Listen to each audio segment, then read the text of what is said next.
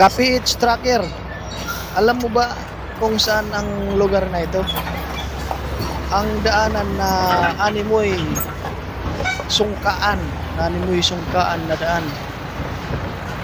Ngayon, kung naka-experience ka na dito sa sungkaan na daan na ito, pwede ba paki-comment sa comment section kung saan.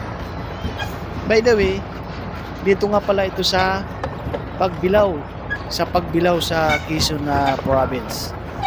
Bago ko umakyat ng bundok, yung pinakamataas na akyatin na bundok ng Pagbilao. Saan? Dito yan na animoy sungkaan. Traffic talaga eh. Grabe ka Parang mo yung daan na ito, talagang bato-bato. Bato-bato na, halos wala nang simento, puro bato-bato na talaga. Na akala mo ilog na walang tubig.